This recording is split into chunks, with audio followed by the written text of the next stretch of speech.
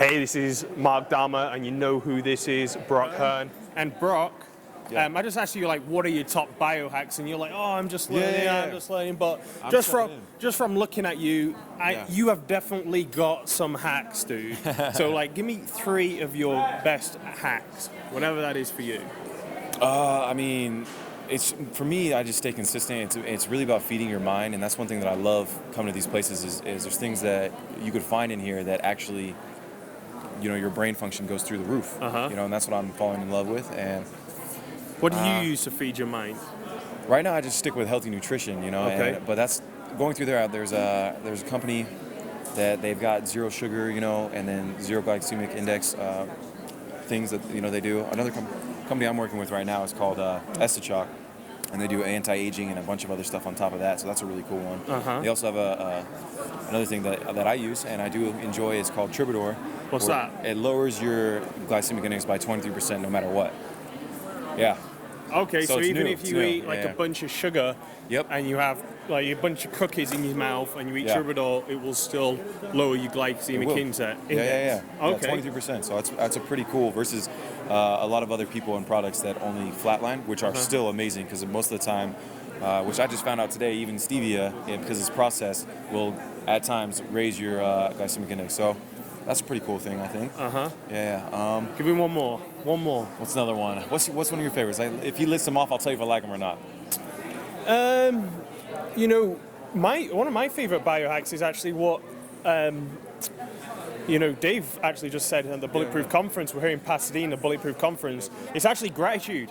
Because when people think about biohacks, they usually think about like pills, nootropics, or like some crazy stuff. Whereas actually, thinking about what you can be grateful for increases cognitive function, reduces stress, turns off the fear part of your brain. So I've just opened it up to a whole other thing. So well, I mean, okay, if we're gonna go that route, all right, now I got it. Now you got me. This is stuff that I study on a daily basis, and I study so many different forms of people and books and everything on top of that. Like people like Anthony Robbins, all this stuff. There's things that you do daily that affect your entire experience in life, whether it's long-term, short-term, whatever it is. Taking daily gratitude, waking up in the morning and being grateful and listing the things you're grateful for. I do this every single day. It literally changes the direction of where your day goes, and then it changes your mindset. And I like to tell people a lot of times is when you're in a good mood, do you ever notice how everyone else around you is kind of having a good mood? Yeah. And then if you're in a bad mood, it kind of feels that way too. It's truly because the energy you put out comes back to you. I believe this, and that's a perfect example of that. So to live in that and to stay positive and to know, good things are going to happen and your life's going to be enriched because of staying grateful. It truly enriches your life. So yeah, man, I'm right on board with that one. Really quickly, what are some you're a very successful person objectively. So what are like some of your daily habits which you would say have led to your success? Yeah, okay, so a daily habit that led to my success would be, being grateful every single day, truly focusing on what I want and knowing why I want it. And so I have enough emotion and drive to go get it. So I'll do everything in my power, because if I just want something for no reason, then I'm not gonna have the motivation to go get it. So you have to find that motivation that you need, go get it, and then achieve what you're doing. But you have to live knowing. One of the biggest things I could say is you have to live knowing.